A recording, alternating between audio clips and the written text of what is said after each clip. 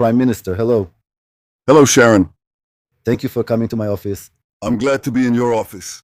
It's a bit high, but it allows me to see the roads to Petah Tikva, and I remember serving not far from here at Camp Sirkin with Sayeret Matkal, and we used to take that route. See what happened here in the meantime. There used to be red sand here, orange orchards. And now other things have grown here. It's been a while since you last came. No, actually, I haven't been here, but I do visit from time to time, and I'm impressed by the great things we see here. The country is flourishing. Look, the light rail is a game changer. That's the reason I chose to be here. Yes, you are my first guest. I'm really happy to have you here. I am. The first? You are the first guest. This is the premiere episode of the podcast. Happy to be here on the inaugural episode of your podcast. How are you? Good. What time did you wake up this morning? What time is it? 7:30 or something like that? Is that the time you usually wake up? That's not the time. That's the time I go to sleep. Usually I go to sleep a little later. I usually sleep normally between 1 and 2 in the morning, and I sleep until 7 o'clock. Is that important to you? It's really important to me. Do you know why? Why? A pilot insists on sufficient sleep. Insists on it, right? What's the difference? I need to fly the plane. Called the State of Israel. You need renewal. What was the last call before going to sleep? Or who was it with? The military secretary. It's almost always like that. Usually? Almost always. And the first call when you wake up? Military secretary. Do you start by reading intelligence reports? Or do you first go to social media to understand what's happening? No. You have so much intelligence material that, there's really a limit to how much you can absorb. Yes. I have a habit of trying to read excerpts from books every day. And what conflicts with that is simply the enormous amount of material that reaches the Prime Minister of Israel. At least for me, that's very different. I talk to other leaders. It's not the same thing. Sometimes you see intelligence material and think, wow, there's something here? I see that all the time. Not really. 3-4 times a day. Is it usually routine there, or do extraordinary things often happen since you monitor the pollution? No, look, the only way to digest such a large amount is to rely on the military secretary who highlights, in yellow what's important or what has changed. Otherwise, you'll just drown in a sea of material. I read fast. I think I also absorb things quickly, but this works. That's why, for a good part of the time, I also try to include philosophical reflections. A little history and some economics on the side, or you'll burn out. Otherwise, you end up burning out.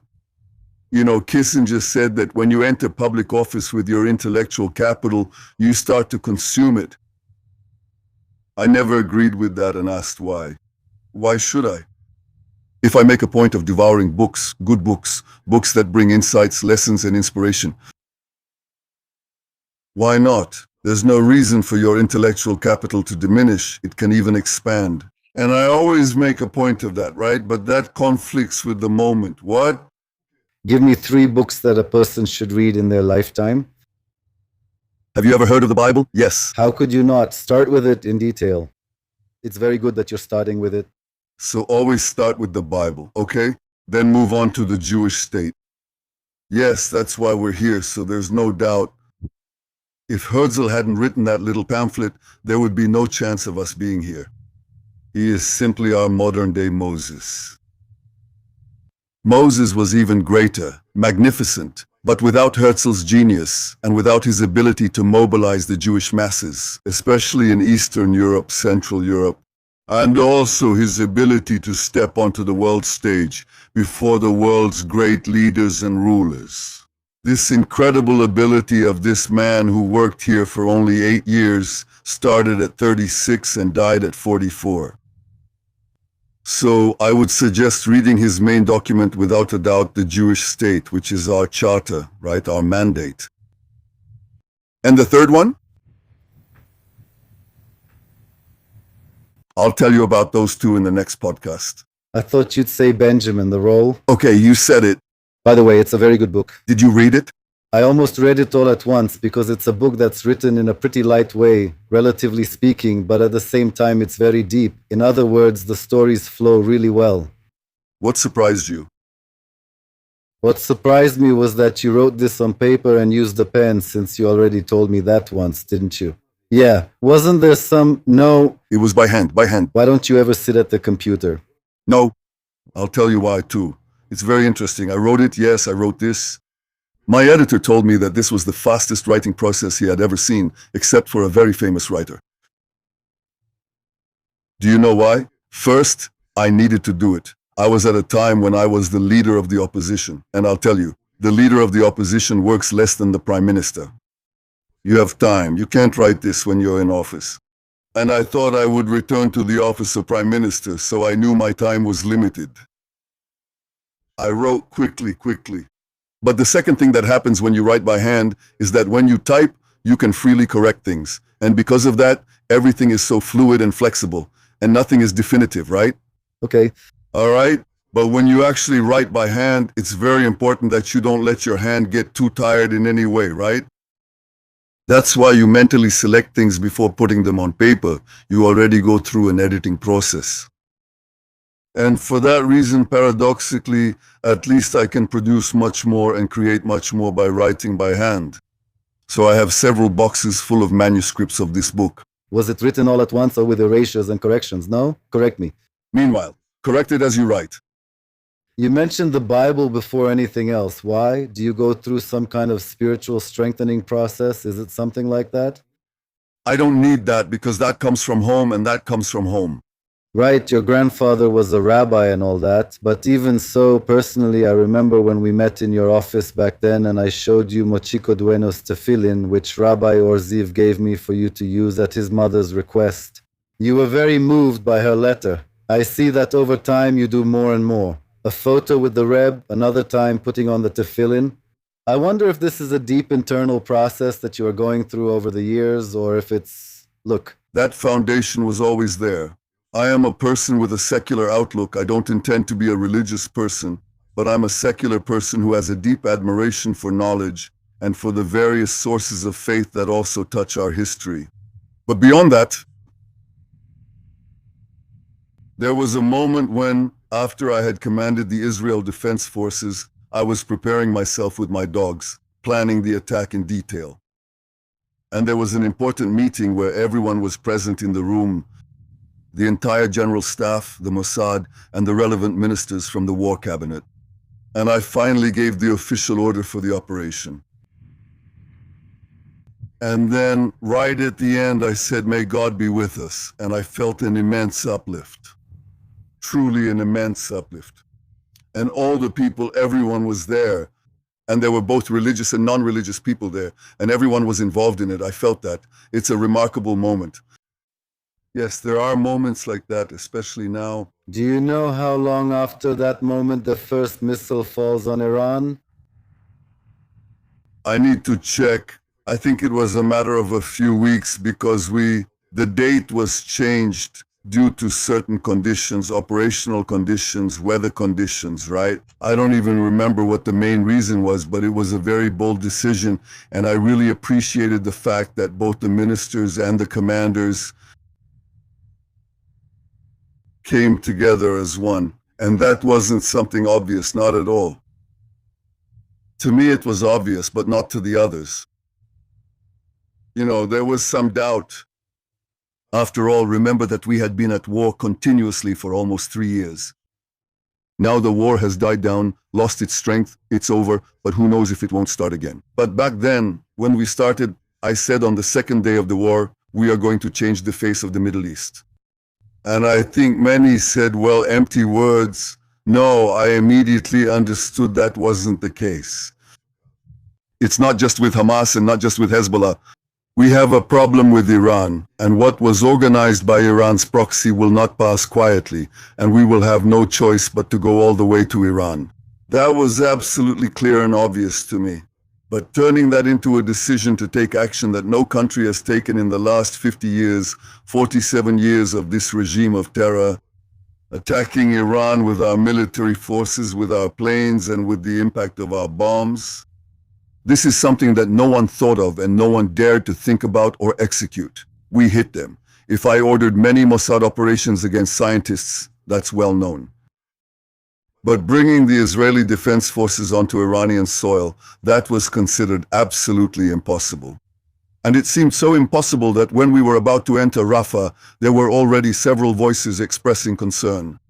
There were also voices within the cabinet itself. Leave the Gaza Strip, get the hostages back. In fact, it wasn't even clear that we would get all of them back even in that situation. Yes, and end the war. The war. We're going to help frame this. That's what they said. Frame this as a victory. And I said, what? What does it mean to frame this? What am I going to do? Manipulate the story? If you leave and Hamas remains with all its strength, and who knows how many hostages they still won't return to us. And we haven't dealt with Hezbollah, we haven't dealt with Assad, we haven't dealt with Iran. That's a huge defeat. I mean, all those murderers will still be there. Deif, Sinwar, Haniyeh, Nasrallah, Hezbollah with its 150,000 missiles and rockets, the Syrian liaison cell between Iran and Lebanon still exists. And this terror regime remains free to keep preparing nuclear weapons to destroy us.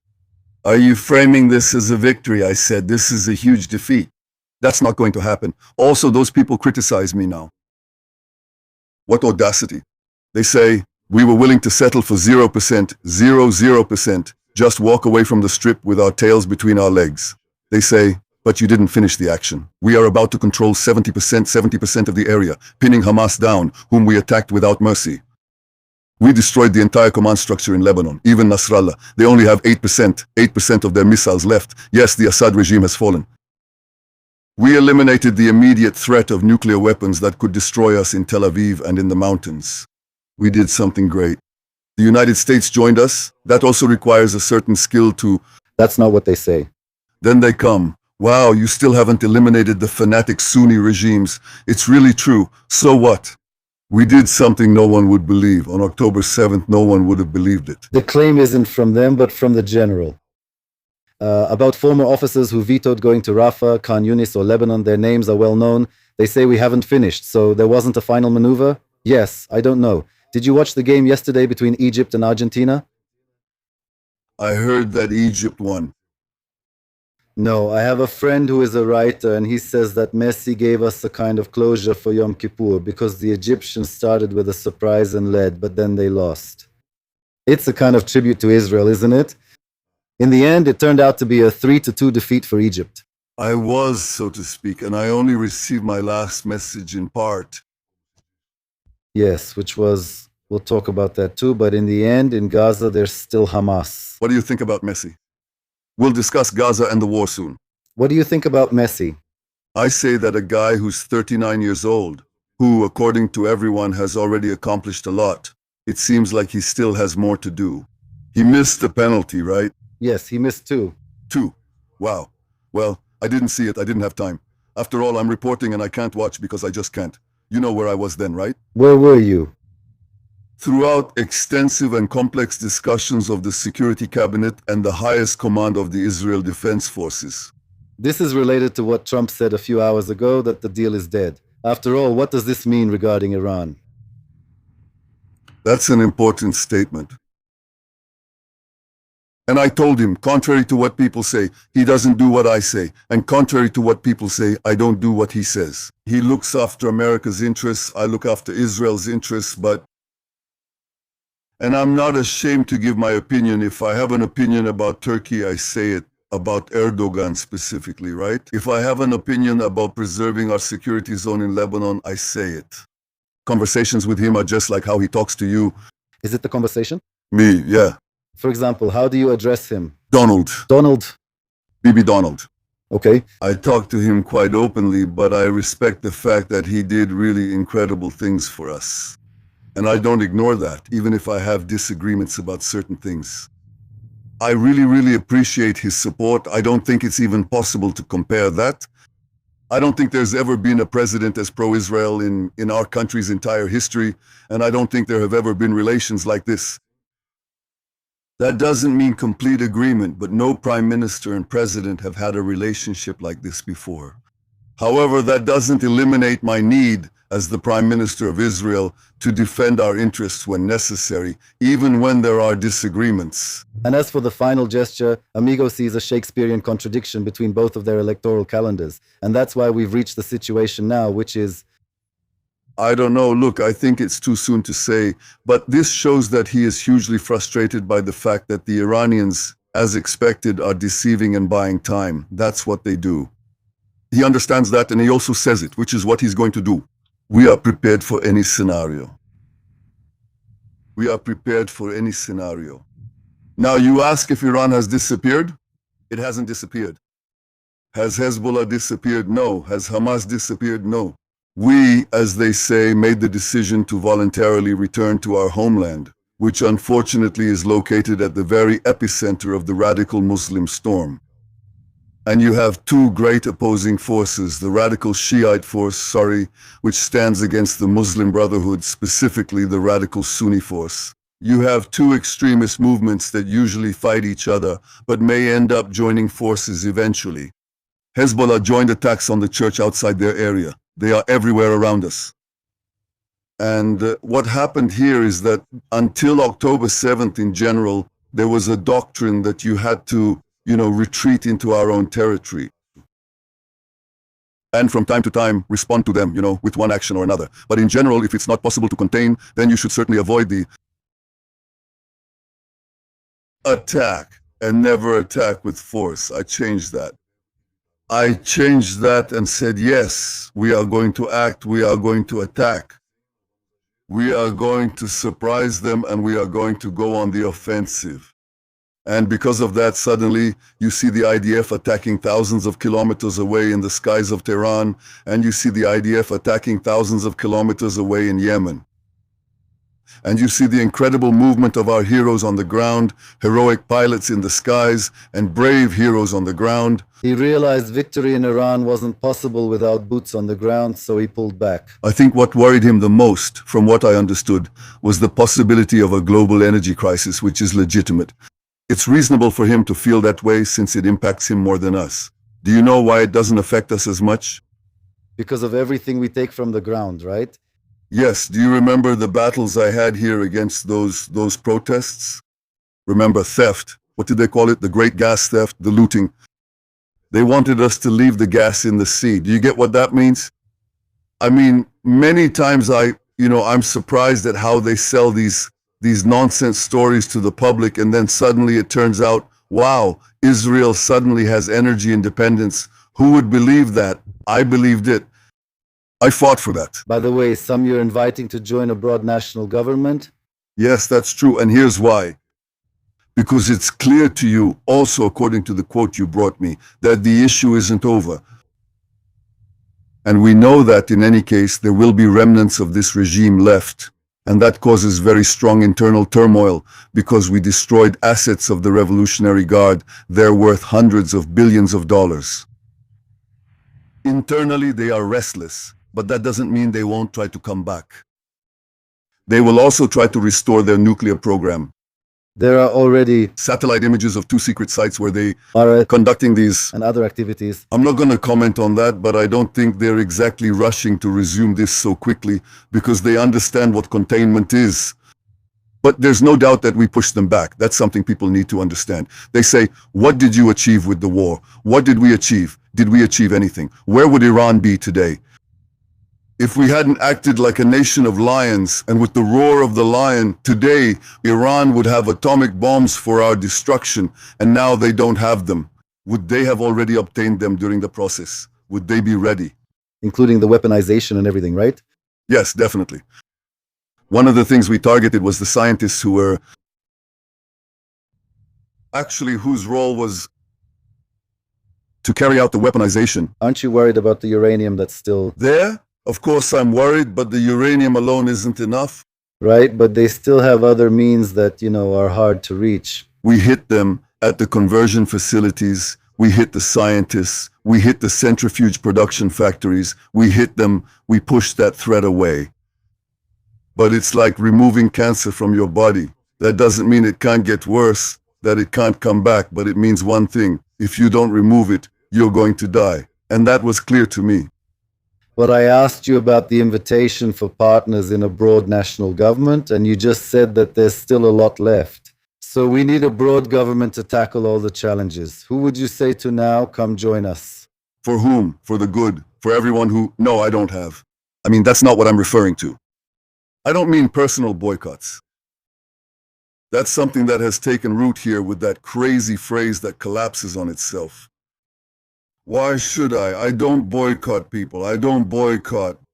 I invite everyone who is willing to accept the principles of our broad national government, that Israel is the nation state of the Jewish people, that a Palestinian state will not be created here, because for Israel, that would only serve as a basis for our destruction, that we will have a state with a very firm, strong, and proactive security policy, and that we will develop a free economy. The continuation of what you see here from your window, which I have led for years. But beyond that, we will have technological superiority and independence in weaponry. I want independence in weaponry. Is Bennett invited? Everyone's invited. Lieberman? Anyone who accepts the principles. I don't rule it out. It's time to end these boycotts. That's enough. But what happened with Lieberman, for example? You were so close. How did you get to this boycott situation where he says, with Netanyahu, I won't accept it? Ask him. I don't know all these boycotts. Who knows what the motivations behind them are? Who knows? Like Bardugo says, everything is personal, everything is political. No, I mean, I can't tell you what motivates certain people to say that. What really motivates them? Do you greet each other when you cross paths? In the Knesset corridor, if you and Lieberman cross paths, you greet each other, right? There was no contact. Nothing happened. There was hardly any contact. It's not that there's contact and you ignore each other. There was almost no contact. But what prevents it? What made him not join? A right-wing government, he claims to be right-wing, and to go with a coalition of the Muslim Brotherhood, actually the supporters of Hamas, Mansour Abbas and his colleagues. You know, maybe one day we'll find out. They say that Netanyahu wants Abbas, Rabbi Druckmann was involved and there were attempts and Smotrich prevented it and all that. It's an opportunity to burst that bubble. That's a complete lie because I had 60 seats and if I wanted to go to Mansour Abbas, I could have gone to him. I could have formed a government immediately and I didn't do it. That's a fact and I didn't even dream of doing it. But while I didn't do it, they did. And the proof is in the actions. If Netanyahu had wanted Abbas, Abbas would have come. Why didn't he come? Because I didn't want him. You know why I refused? Because it goes against our principles, fundamental principles. Israel, as a Jewish nation state, does not accept this. There will be no Palestinian state. He does not accept that. In terms of security, when they joined the government of Bennett, Lapid and company, they basically tied the government's hands. They can't act today, they did nothing and went into a shameful agreement with Lebanon. They gave up sovereign territory of the state of Israel just because there were 2 drones. And Hezbollah applauded the region there, see the difference. Now in Lebanon, we made an agreement, a statement of principles. Hezbollah is shouting in anger, Iran is shouting in anger, that's the whole difference. That is, I will accept anyone who signs on to the principles I just mentioned. And I think among the public there is a much broader consensus than what you see in the Knesset and also in the words of the politicians, and I'll tell you why I'm saying this. What? Always going and seeing the reservist soldiers? Yes, all the time. Including yesterday, by the way, at the Navy base, and before that in southern Lebanon, and before that in Gush Geshitium. And I meet them, reservist soldiers and also active duty soldiers. And it's incredible. Shol is incredible. Do you know what I see there? They say, Prime Minister, we come from every part of society. Among us, there are sometimes discussions and disagreements, but in general, on the main things we agree. That we need to defend our country, that we need to act against our enemies, that we need to take a proactive approach, not a passive one. I say, okay, that's what I want. I want to channel this feeling into a broad national government. This will not include everyone. This will not include those who want a Palestinian state here or those who want, in other words, and then the Golan is not invited to, if Yair Golan accepts the principles, mentions the Palestinian state. All right, it's difficult, okay, but everyone who does is invited, okay? And now I'll tell you why we need this, because we are facing years of great challenges. First of all, the remnants of the Iranian Axis. Second, the rise of new forces. I need to elaborate. Would you define Turkey as an enemy state right now? No, what worries me is that they define us as an enemy state.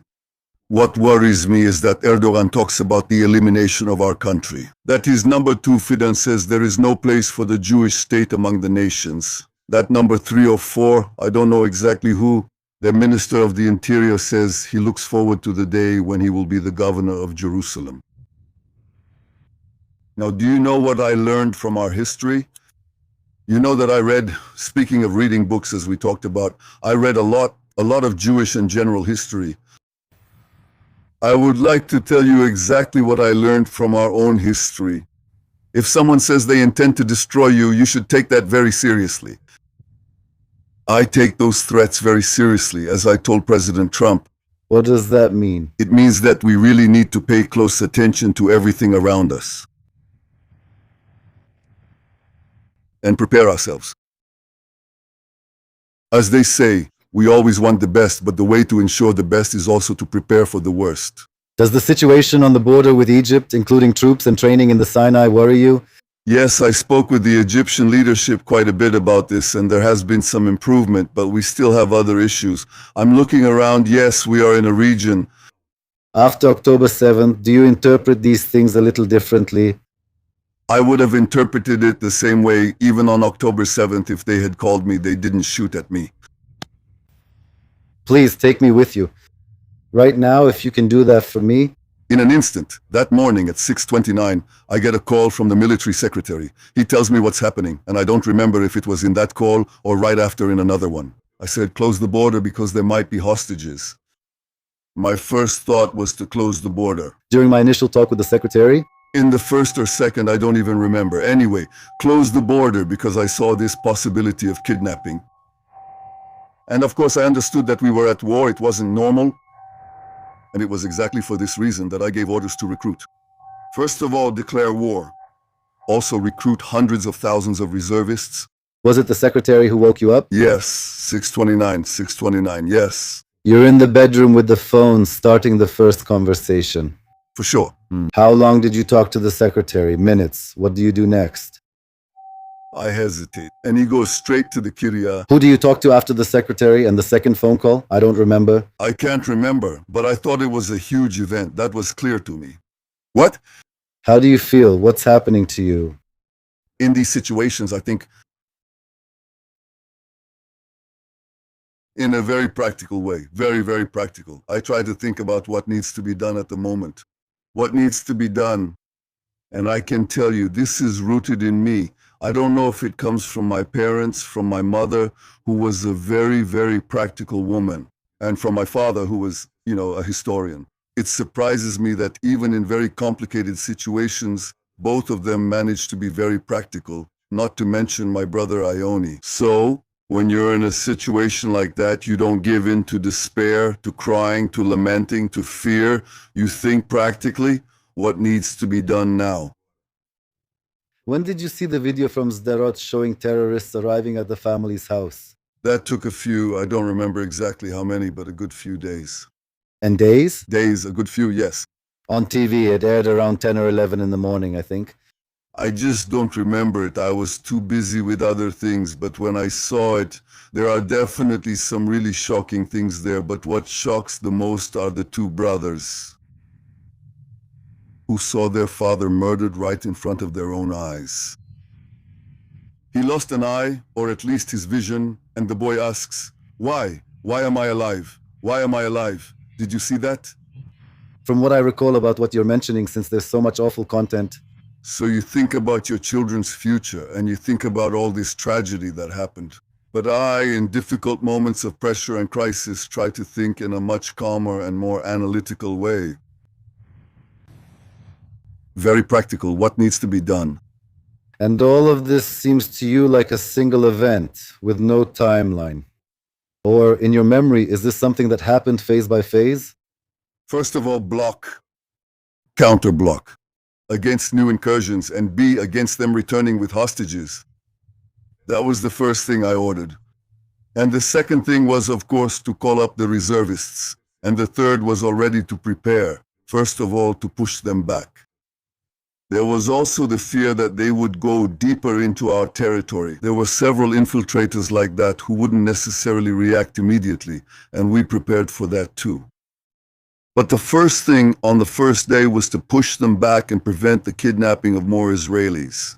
Do you now know why Nasrallah didn't participate? Yes, I think I understand. In my opinion, I think that... What is it? Why? Uh-huh. Why? Because that's how the air just fired a bullet. That's what he did. Really? He fired too soon. That's all. You should ask why, not why Nasrallah didn't join. If not, he jumped ahead on air. Because he anticipated in the air. Nasrallah asked that. He didn't understand. Like... There was something coordinated there that you just deviated from the original plan? Yes, that's called the plan for the destruction of Israel, which Iran built and planned. And the plan said that its two proxies, Hamas in the south and Nasrallah in the north, would invade Israel simultaneously, while launching a massive barrage of rockets and missiles from all possible directions, from Iran, from Iraq, from Lebanon. I'm not sure if that included the Houthis then, but it covered everything I mentioned. Okay, and Israel is small, it would be caught by surprise and would collapse. That was the plan. The original plan was for this to be carried out in coordination. And did the coordination break down while it was happening? Do you have, in retrospect, an answer to the question, why on earth didn't they wake you up?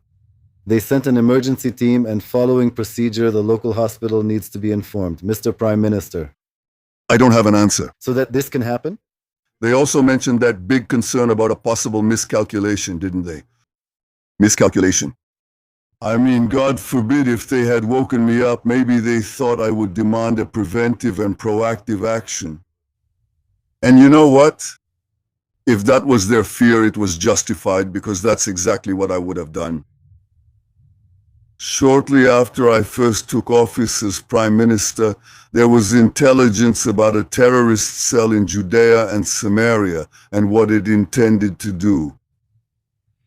To come and blow up the Migdal Shalom. At the time, there was basically the Migdal Shalom and the stock exchange. Tall buildings in Tel Aviv. We've come so far. Isn't this the general rebellion? No, not at all, no. I'm asking about the... I'll tell you what happened. Yes, should I say it? Okay? And to bring it down, since the Migdal Shalom stands on these concrete supports, two big supports as far as I remember. So they wanted to come with a car bomb or a truck bomb and blow it up. That would have toppled Migdal Shalom.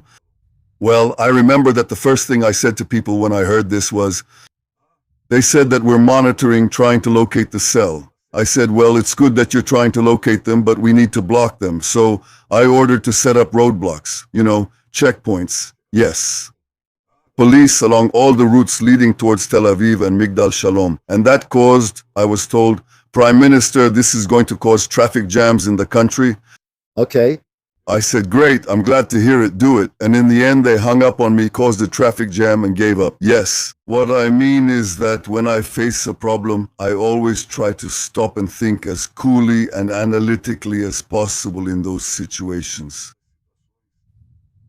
What do I need to do to eliminate the threat or to threaten those who threaten me? Okay, so you're saying that you fear miscalculation and you don't follow Erez's thesis, who writes about a rebellion of generals. In other words, that there was some deliberate act here to, I don't want to take this beyond what it is, because I'm not a fan of conspiracy theories, right? I also don't think there was any, let's say, malice here. I don't know, maybe you think differently. I just, to this day, I wonder how if you have an answer, do you ever ask yourself why on earth no one, and many actions were taken during the night, weren't they? If I'm not mistaken, around that time? Some actions took place, but they weren't enough, that's clear. If you had the signs and if you had the other indications, then you certainly should have acted more. But I say, all of this, as they say, needs to be examined objectively. And the only way is to create a balanced commission of inquiry. Half opposition, half coalition, exactly like they did after September 11, after the fall of the Twin Towers in the United States. They didn't try to impose one side over the other. And they really created a balanced commission of inquiry that analyzed the situation. That's what needs to be done here. Everyone can bring whoever they want, ask whatever they want, including me, including anyone else. That's the way to find out the truth so that everything comes to light and nothing is hidden. What? But I think the main problem here is, I think the main thing is the change in approach that I led. Because after October 7th, I would define it this way. Until October 7th, there was a perception that this was an army with a country, and since October 7th, we started to see here a country that has an army, and that's a very different situation. And for that reason, the policy was reversed, because I was the one who reversed it. What would you do differently looking back? Where on October 7th, No, I'm talking about before, so it wouldn't get to October 7th. I would say there are many things we can talk about. But look, sometimes it crosses my mind, sorry to interrupt you, that maybe the historical mistake was in 96 or later, when you first took office, to simply overturn Oslo and say, well, nothing is going to come out of this, right? Change the entire direction, including withdrawal from Lebanon and recognizing Gush Katif. Yes, what else did I miss? All the withdrawals, yes. The recognition of Gush Katif was with Sharon. But if you're talking about Oslo, then what about the left that has always attacked me all these years and all my critics? What did they answer me? That in fact I stopped Oslo, and that only because I stopped Oslo. Look, here, near Petah Tikva, a Palestinian state should have already been created. Oslo said that's where it was heading. I worked hard to prevent it, seeing it as a threat to the state's existence. I did this with political maneuvers. I did this with difficult diplomatic maneuvering, first with the Clinton administration and then with the very difficult administration, the 8 years of the Obama administration. During that time, we doubled the population in Judea and Samaria during the Obama years. It's simply unbelievable. But I had to use a far from simple tactic, including, do you remember the 10-month freeze? Remember that? Yes, I wonder, aren't we stuck with a wrong conception since there are still so many armed forces in the area of Kalkilia, Tukarm, Jenin? We're here, it's just a few minutes away, not to mention the insane weapons that exist here inside, within the country. Definitely. It's about an 8th or 9th front. Since I say that the public relations and propaganda front is the 8th front, you can certainly add this as another front. And you're right, and this needs to and can be addressed through the proper use, among other things, of Shin Bet, something we still haven't managed to overcome the resistance of the legal advisor here. There should be intelligent use of Shin Bet's capabilities against threats, which are also a combination of organized crime and terrorism. That keeps you up at night. For sure. For sure. But what I want to ask you is, can you say for sure that the same thing won't happen in Yehoshua's areas in the morning? We're organizing ourselves as if it will. That's why today there was a major reinforcement of the forces, a major reinforcement of the standby teams. We need to invest in this all the time. For example, in changing the positioning of our patrols. The memo can arrive, right? It should come from the south, from Ramon base. Suppose it needs to get to Jenin. That takes a long time. And during that period, a lot of things can happen. But today, when we bring the two closer together, we make sure we're able to respond by air within minutes. You know why air support didn't arrive for hours, right? Not yet. I can't tell you. I don't know what happened there. I don't believe there was any deliberate ill intent. I think it was a conscious decision not to wake me up, and I believe it was because of that same miscalculation. Someone who would overreact, just like I ended up reacting in the country's traffic jam because of the Shalom Tower. That wasn't it, right? They always say, listen, you don't need to spread panic and all that. I say, right? What does it mean to spread panic? Take the necessary measures to save the lives of the citizens of Israel. And when I look at this, at the different measures we've taken, from the entry into Rafah, the capture of the Philadelphia corridor, the elimination of Sinwar, Daif, Haniyeh, the beepers, the elimination of Nasrallah, the destruction of the huge arsenal of 150,000 missiles and rockets that he built up over decades, and then the entry into Syria, the capture of Hermon up to the Yarmouk, the destruction of the Syrian army's weapons, and those two huge operations in the Elil Valley and so on. None of that would have happened if I had listened to those experienced people who think they know what to do. They said, Prime Minister, pull out now, don't go into Rafah, don't go into the Philadelphia corridor. Let's frame this as a victory. That's what they told me. That's what Benny Gantz told me. And that's also what Gad, Eisenkot, and others told me. And they left the government so we wouldn't move forward. You're calling them back for nothing. Because while they were in the government, they followed my policy. But they tried to interfere with your method and publication. But I think maybe it could be, look, you can't stop people from expressing their opinions, but with a broad front, you have the possibility to act today in a way that responds both to new threats and new opportunities. Because due to the fact that I didn't give in to them and did all the actions I'm describing now, they ask, what did you achieve? What did we achieve? We managed to push them away. An existential threat of atomic bombs over the state of Israel, a threat of thousands and thousands of ballistic missiles that we blocked. To buy some boat for... We got the access. It still exists, but it's wounded, damaged. Is there something that if you got it, you would say to yourself, enough is enough? I'm going to rest, take care of my home, be with my family, all these pressures. We need to talk a little about trial, which is a crazy thing. Is there something that would make you say, okay, that's enough? I try to understand your motivation beyond the mission. No, it's not beyond the mission. No. I'm not belittling that. Mission is vital. Without one, you end up in... It's true, yes. Appreciate La Massal with the suffering caused, especially for my family members. Of course, look. First of all, the first thing is the remnants of the Iranian Axis. Secondly, it's the waves of immigration. There are new forces we need to organize in the country. And thirdly, the forefront of technology. Just as I made Israel the second global cyberpower, we must be at the forefront of AI because this determines our future in terms of security, economy, and also society. Children without training in artificial intelligence will be left behind. And I am not willing to accept that any child in Israel, Jewish or not, goes through this. I do not accept that. I sincerely believe that it is possible to transfer all of my progress directly to my computer. But you don't stay because of AI. I'm just trying to see if there's something. No. AI? You're mistaken. I don't think you understand. Why be awarded by AI? I'll bring this one. This revolution. But there's more, I'll repeat it. If we had eliminated terrorism, I would hand over the keys to my successor. Have you thought of any names yet? No, the idea of a successor is yours and millions of citizens. That's not correct, but you know who was involved. I'm not aware of succession happening without inheritance. Successor, in quotes. Do you have someone in mind who you think could replace you? Any name in particular? First of all, the public is the one who will decide. Are there people I think are capable of doing this? I'll tell you. First, there are excellent people and the public doesn't know them, because the entertainment channels, as they're called, and the non-stop propaganda tries to diminish them. Even our great achievements that I just described, if I had received them, if it depended on those channels and the politicians who served them, today we would still have Hamas in full power. Not surrounding them by 60%, 70, 60%, 70% of their will, okay? And we would be facing Nasrallah at his full strength. Who can, and would we win? Assad, and we'd face Iran at full strength. Who? So to deal with all of this, you really need a personal ability that many of our people have, and I admire them a lot because I see them all the time. And you also need something else that's fundamental and important.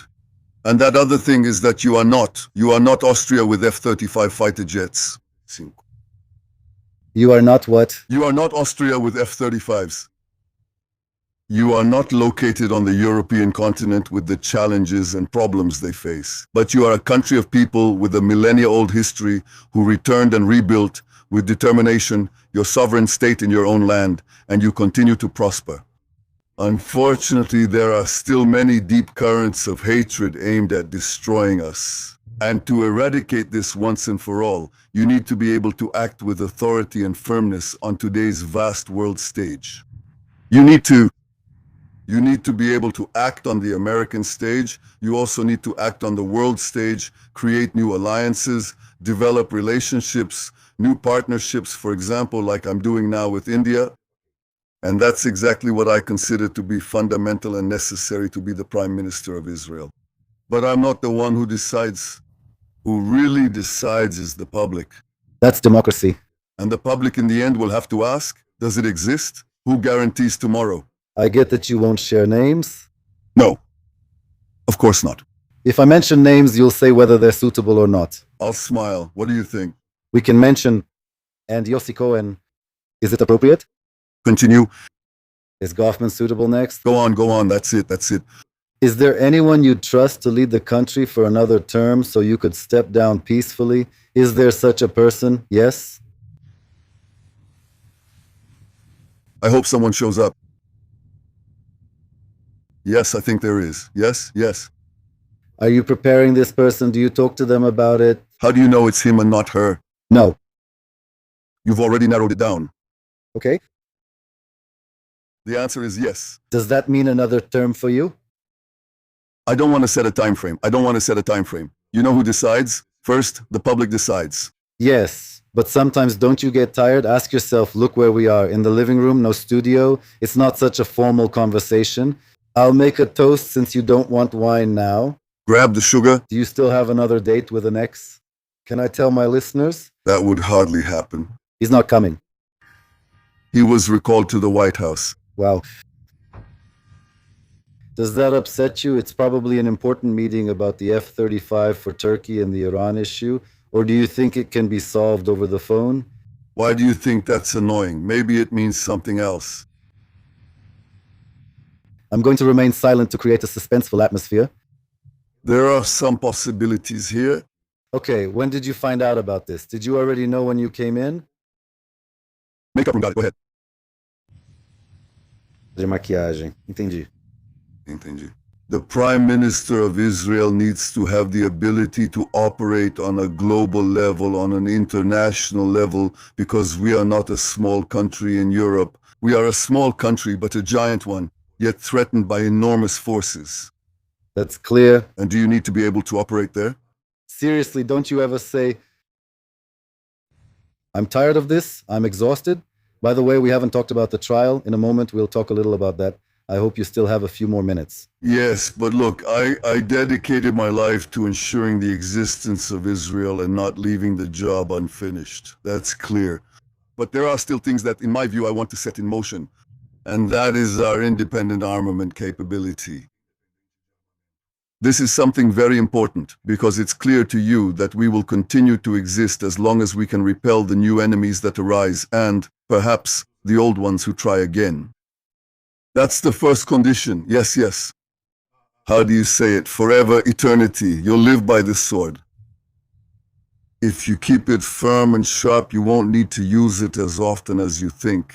But if you put it in the sheath and it rusts, hoping that people will accept us because we're nice and haven't done anything to anyone, that won't work. No one thinks you're respectable. No one thinks you haven't caused enormous harm just by the fact that we're breathing here and sitting here near the orchards where my mother was born more than 100 years ago. Not far from here, not far from here, close, just a few hundred meters from here. Well, I don't think so. I think that if you are strong, powerful, if you have both spirit and military strength and economic power, then we will secure a future for ourselves here. I don't believe I've exhausted my plans yet because there are still some main goals that need to be accomplished. But in the end, who makes the final decision? With all due respect, it's not me. It's the citizens of Israel. And that really bothers some people, right? You know, you get elected. And those who are really bothered by that, they say you get elected again and again and again. So they say, you were elected, but we are the ones who will decide. Who among the people are we? The government of the bureaucrats. We decide what is good for the public. The taste of silence. You are just the prime minister. We will tell you who you can appoint, which decisions you can make or not make, and which laws we approve or don't approve. And that's with 68 mandates. Right, but that's now. What could change next time? I'll tell you what changed. Do you know? I'll tell you what changed. If I had told you this 10 years ago, even 5 years ago, many in the audience wouldn't understand what I'm talking about. What has changed is that today, many in the audience, in my opinion, a clear majority of the audience understands that for there to be democracy, there needs to be democracy. They say it's the creator's tendency. How did that happen? That happened gradually. Were you there the whole time? Yes, you saw it, right? I mean, in real time, did you notice there was a change or not? I didn't see it as clearly. I guessed, didn't I? I was busy. I was mainly busy dealing with the pressure from the American governments trying to make us go back to the borders of Petah Tikva. Petah Tikva is already Kafar Saba. I had to resist that. Okay? I was busy with broad reforms across our economy. So you can see all this construction and all these champions and all this progress and entrepreneurship. I had to transform the Israeli economy. We had an economy, you could say, almost socialist, and we had to turn it into an economy, a free market economy. I was busy extracting gas from the sea, and for that I also had to go to court. That's why, to a large extent, we carried out enormous changes. Where were you when they said the creature surpassed the creator and the game was rigged? Maybe I wasn't paying enough attention to that. I'll never say that everything we did was perfect. It wasn't perfect, but I doubt the country would exist without what we did. That is, if I hadn't, first of all, changed the economy. That's what allowed us to arm ourselves to the level we're armed today. Do you think that if we still had an economy more like that of a third world country? You know, I remember when I took office, I think the GDP per capita, our per capita product was, if I'm not mistaken, $17,000. Today it's at $65,000 to $67,000. And this happened as a result of the huge reforms we made here. The first one I did right when I took office as Prime Minister, the first time, that was to liberalize foreign exchange. If you wanted to leave the country, you had to deal with the Zenev, with some official from the Bank of Israel to approve the withdrawal of a few $1,000s. And when you came back, you were required to return the money. What is that? On the street, the black market guy. Could the state of Israel exist that way? It couldn't exist. So there were many things that I thought were essential. And when I thought they were essential, I dedicated myself to them. However, there were things we definitely didn't do. And this sickness of government by bureaucrats doesn't just harm us. It affects the entire Western world. And among us, it is especially serious.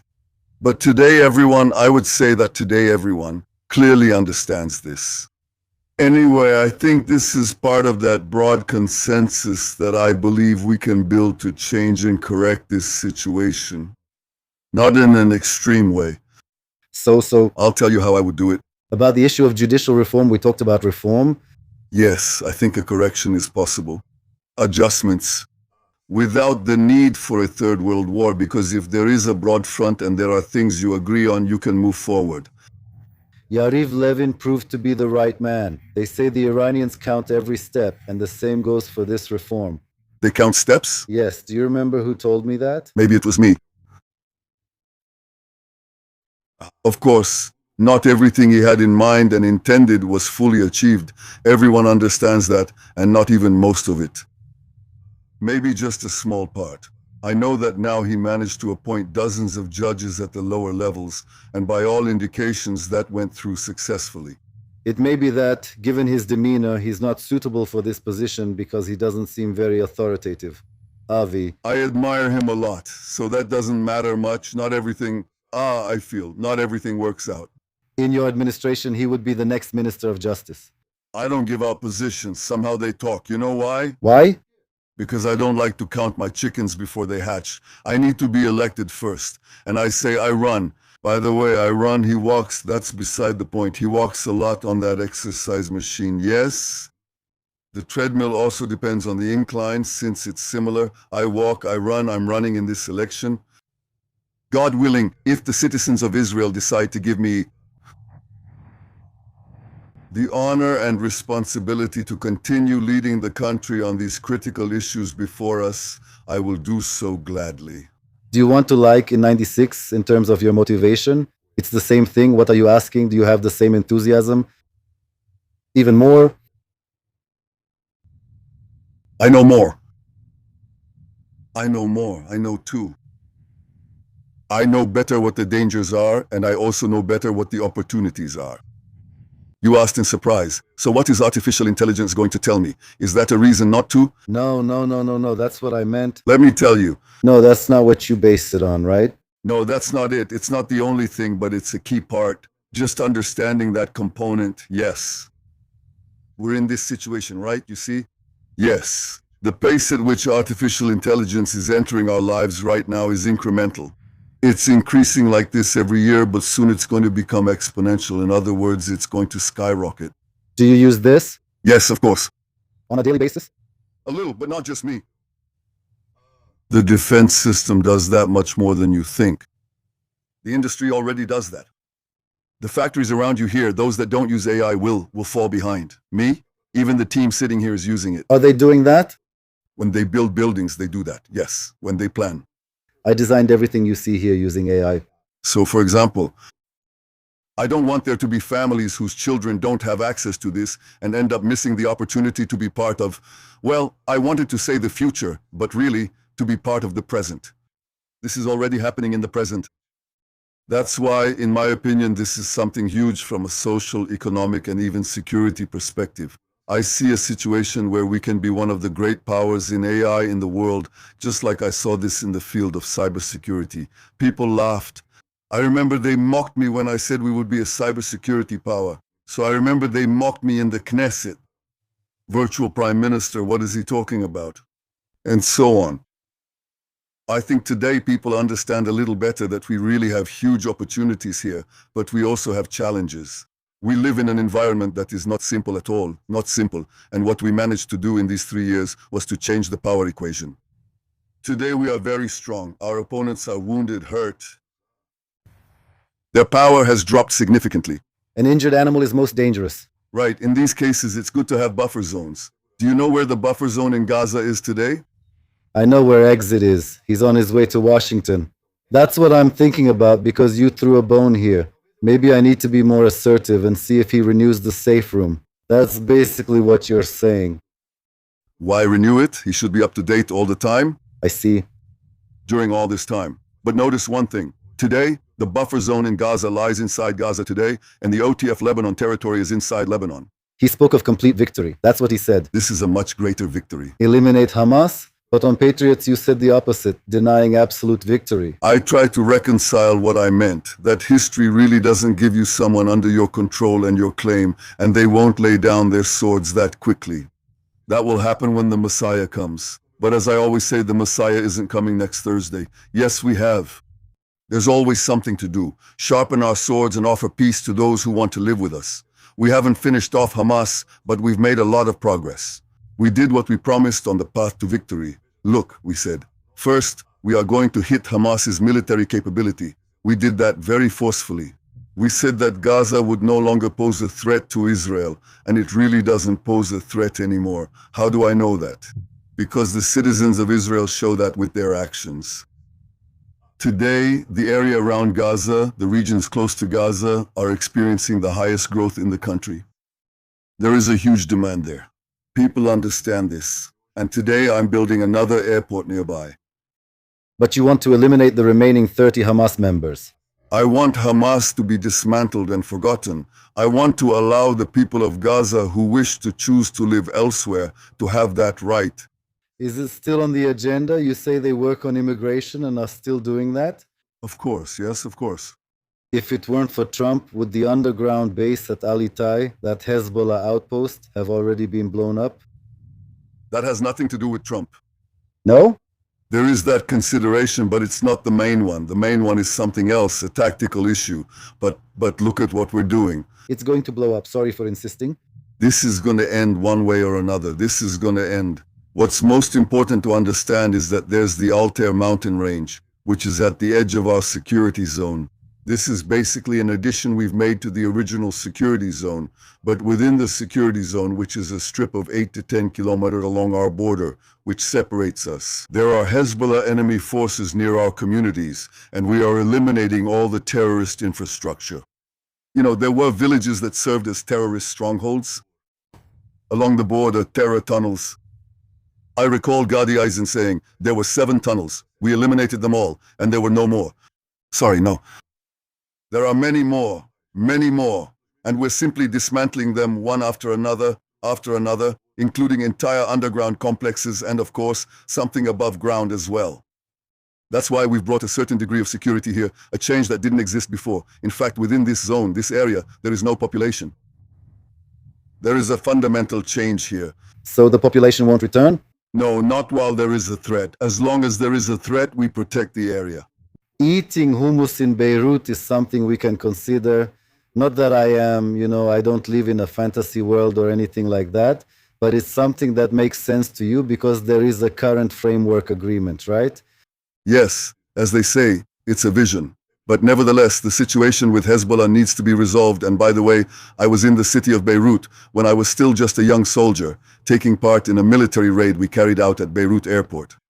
On that occasion, we blew up some planes because the Lebanese allowed the Fatah organization to operate freely from their territory. I didn't get to eat hummus there at that time, but we certainly started quite a fire with that operation. And since then, Lebanon has always been a good country. Beautiful, by the way. By the way, guys, that wasn't the only time I was in Lebanon, but I was there working as a soldier. I thought I had something here. I said maybe we can get something out. I went to The south of Lebanon twice. much more recently. But I've been to Lebanon on a few occasions, one way or another. And I can tell you it's a beautiful country, good people. And they, simply because they're close to the state of Israel, the forces that want to destroy us, first the PLO took control of it, and then when we finally expelled the PLO, Hamas and Hezbollah came. Yes, actually Iran, yes. We had to attack and drive them away, yes. But if we can deal with Hezbollah, then you will have peace with Lebanon, and it will be a wonderful peace. In the meantime, we say that we need to maintain this security zone. And not only there, but also in Gaza, it's the same thing to prevent the threat. If you told me that I was talking about victory on October 7th and I described to you everything we've achieved today, you would tell me, no way, that can't be. What would have happened? Nothing. So what? Like that, everyone who is willing to settle for nothing. Yes. Settle for zero, pull completely out of the strip, not go into Lebanon, not go into Syria, not attack Iran. All those who said those things now come to us and say, but you didn't get 100%, you only got 90%. Thank you very much. Don't come here to lecture us. We achieved things that we never imagined the state of Israel could achieve, and we did it because I didn't listen to you. I didn't listen to all the commentators on TV. I didn't listen to the media. Some of our commanders, who fortunately to my delight have already been replaced, and now the atmosphere is completely different. I didn't listen to my coalition colleagues, including Benny Gantz and Gadi Eisenkot, who left because they said, you won't finish the war in time. But just between us, right? We're having a very open and quite detailed conversation here.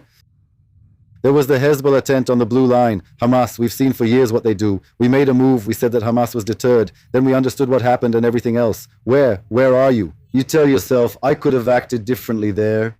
I thought about acting differently. First about Iran. Why do you go after Hamas? Go after Iran. Yes, I wanted to attack them over and over again. And I don't mean there was a rebellion among the generals, but as they say, the system didn't accept that. Did you think I was exaggerating? In the threat I see in Iran? You're talking about 2010 and 2012 Dagan, Barak, Ashkenazi, and everything that happened there, right? First of all, the head of the Mossad at the time, he wasn't the only one. But there in the middle, he stopped it in the way it was leaked to the Americans. In other words, there really was... It wasn't leaked. He talked to them about it. When did you find this out? Afterwards, only afterwards. And if at the time of carrying out the operation you can't, what do you know? The moment this appears in the international press as a possibility that Israel is considering attacking the Ford al-Site, it becomes clear that this is off the table. That's obvious. It was really a targeted elimination? Look, what I mean is that the limitations, the biggest limitation that I felt, both in my plans regarding Iran and in the possibilities regarding Hamas in Gaza, it wasn't the mistaken assessments I received, that Hamas was deterred and all that, but rather the fact that there was no consensus among the people. Not just in our security services, but also among the people for a large-scale operation like the one we carried out here. The same applies to war with Iran. There was no consensus nationally or internationally. And that's why we are not leaders of a dictatorship. I am leading a democratic state. You need to take into account your ability to bring the public along. and also getting the security leadership where you want it to go. Those were the issues related to the attack on Iran. Even an incursion into their nuclear facilities. That wasn't possible because there was no consensus for it. And there was also no consensus for a large-scale ground operation like we did in Gaza. And without that, you can't act. That's why it all changed at once on October 7th. What happened on October 7th? All citizens of Israel, even the skeptics, even those who I know brought Palestinians from Gaza to our hospitals, hoping that this would overcome the hatred. Yes, everyone understood.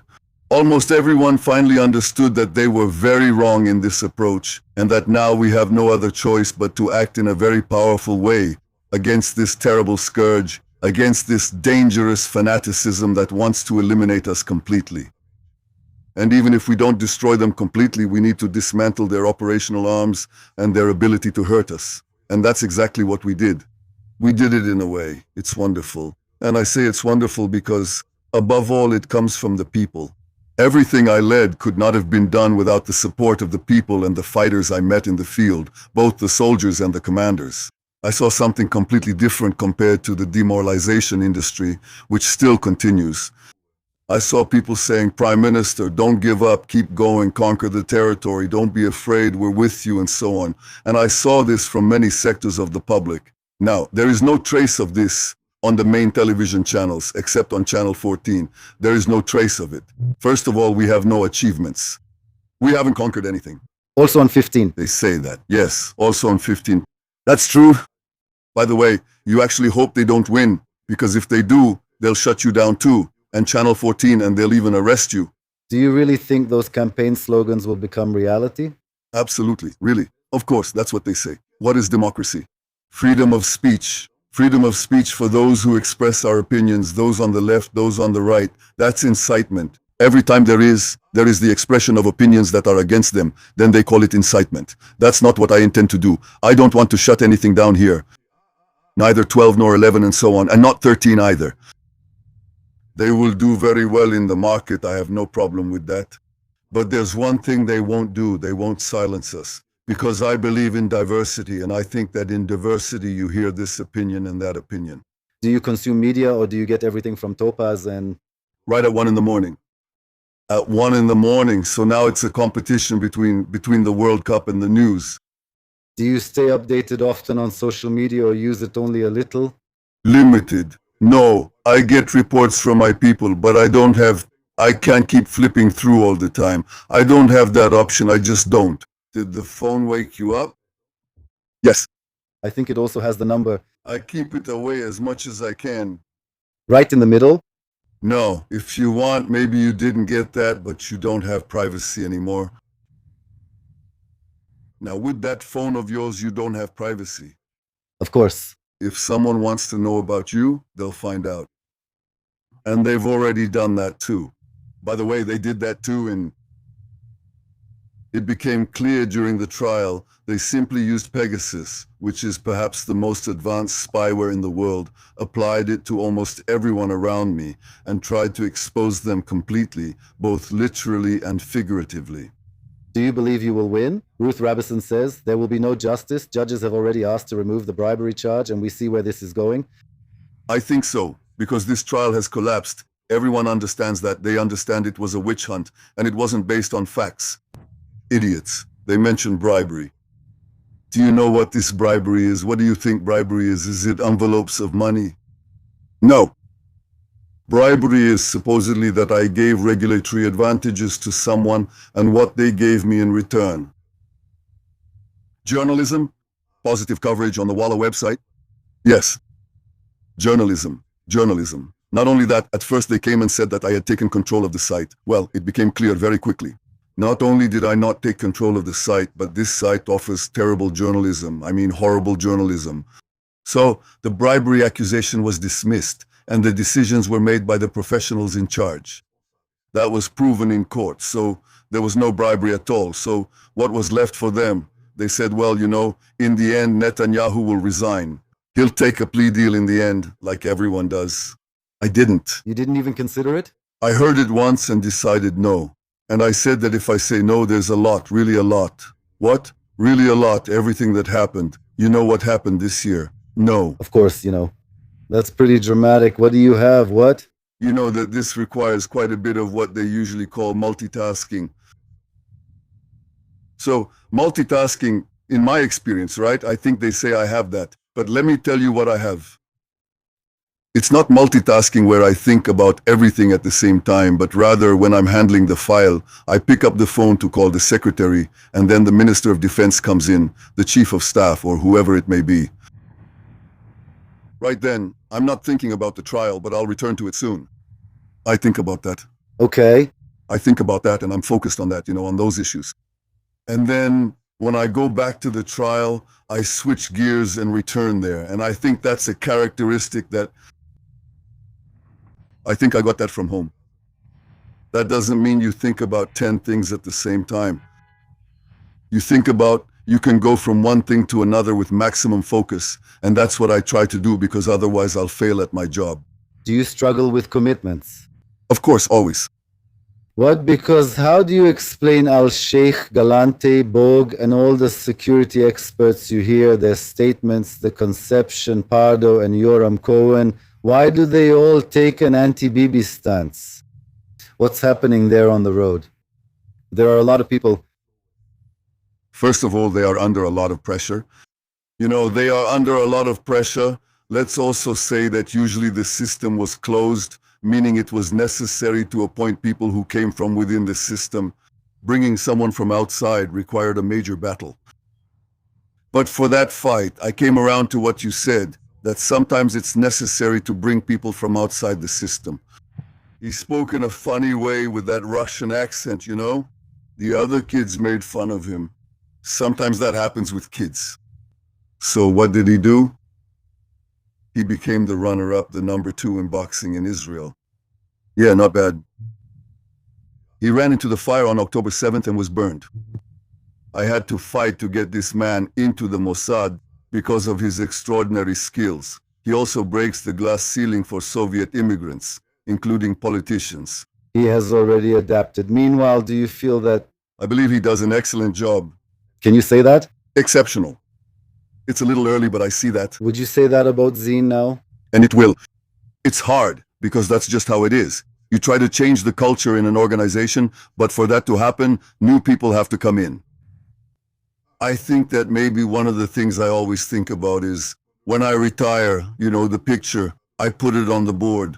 Either they give in, or there's simply what they call groupthink.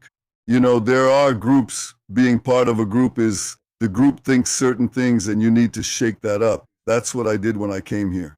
Are you surprised to be more like Argaman? And Cohen, and Cohen, and Cohen, and it really is different, really. By the way, you mentioned Yoram Cohen. Yoram Cohen said something very important a few days ago. Do you know what he said?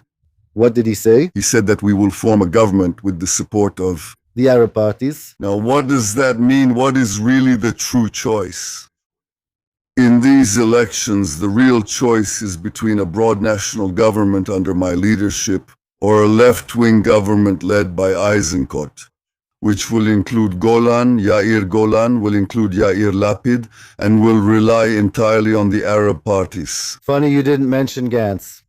I don't know where he'll be. I don't know. First, let's see if he makes it. Let's see if he makes it. Where do you think his heart lies? I'm not sure. I can't speak for them. What do you think of Ofer Winter? Ofer has many merits, but do you want us to start now?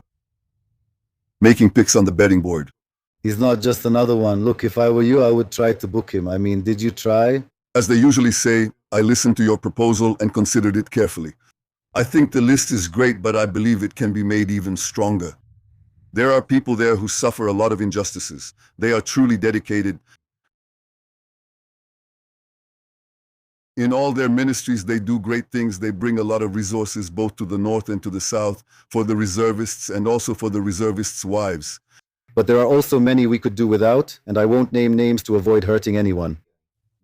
Let's say we have something that doesn't exist in other parties, and that thing is that we have a large voter base, and I think the wisdom of the public here is pretty good, but that doesn't mean we can't add and diversify, and that's what I don't want.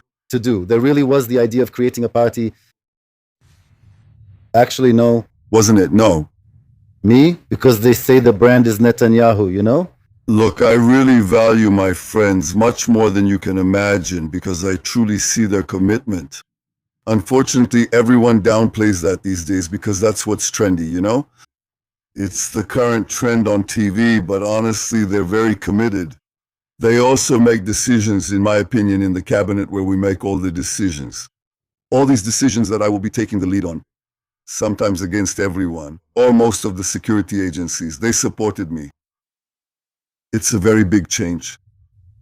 It's a very big change. And by the way, there's one thing I really want to tell you, right? In these meetings, I do demand things from the army chiefs and the heads of the agencies, Mossad, Shin Bet, sometimes at the Atomic Energy Commission. I really do ask. I insist that this will be heard, and the people who know about it say that they have patience and all that. Yes, it's not a matter of patience. Thank you very much, really. I make a point of listening to each person, and I don't just pretend that I'm listening. Okay, I really listen, and I don't come in with an opinion that's already formed. Do you come in with a set opinion? Many times I come in with a set opinion, and sometimes I don't. And even if I come in with a set opinion, maybe I'll hear something I hadn't heard before.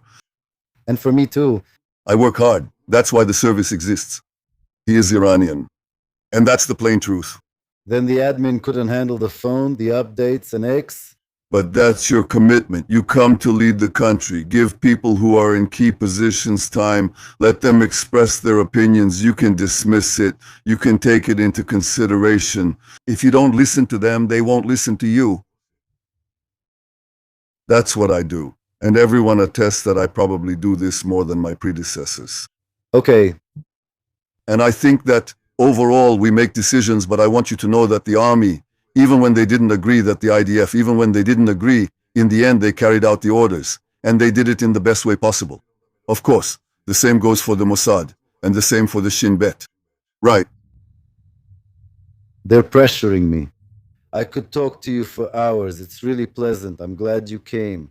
I also feel very happy when I look around here and notice the movement of people leaving the country, and it's essential to ensure that it continues and that it's fully guaranteed. It's not a simple task. It's not a simple task.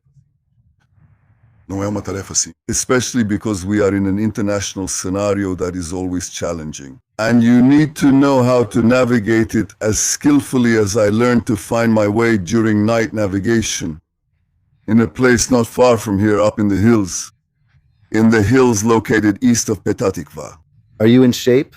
Yes, pretty well, yes. Yes, so are we going to run a kilometer now? It's not just for running. You know, I told you I did a full stress test and I was in the top range for my age group. Did you exert yourself? Yes, a few months ago. Do you like sports or not? Are you doing this because Topaz said it looks good on camera? No, No, he's not there. He can't be. he just films. He's not going to wake up anytime soon anyway, but no, actually, I like this. Really, do you do this every day? No. About 4 times a week, and that's enough. What? You do it for the soul. Wait, you put everything else aside. It nourishes the soul. 100%. Yes, I understand. It's also mainly for health, but what else? What else do you do that we don't know about? Or that's not for well being? Or you tell me I'm always working. No way. I read books. That I know. A lot.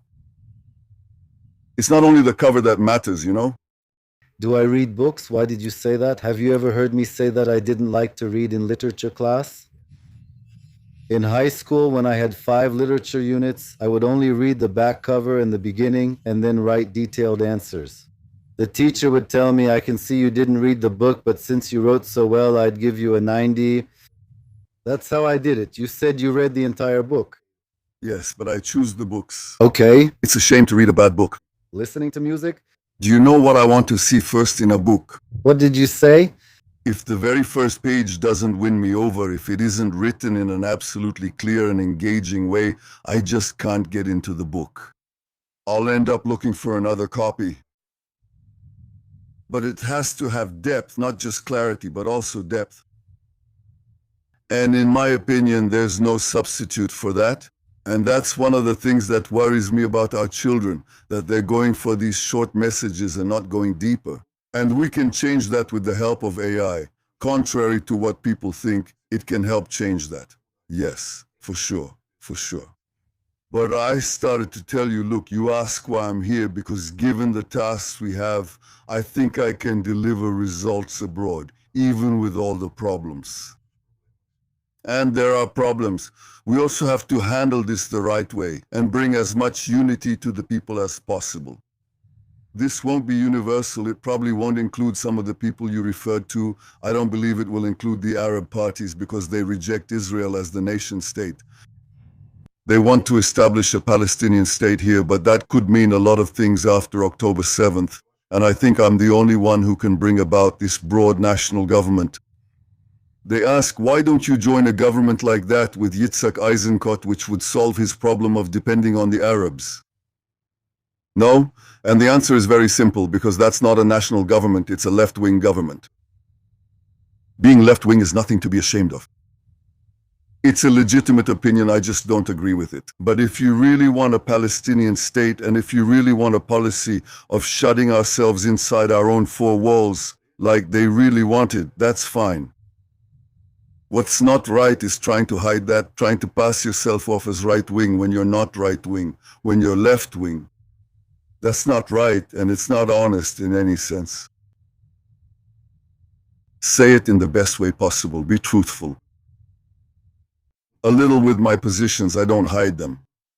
I believe that with a broad national government, we will solve most problems. Maybe not all, but we will solve them in a way that the solution can actually be implemented instead of hitting a wall. Of course. That is my intention, and I hope that the esteemed citizens of Israel will give me the honor of serving them once again. Prime Minister, I really appreciate that you came here. I really appreciate that you invited me to your first podcast. Thank you for coming. You're invited. Thank you. Next time. I wish you success. Thank you very much for watching this video until the end. Support our project and contribute using the Pix key shown on your screen. We are an independent channel focused on keeping you informed with truthful reporting. Your contribution helps us keep going.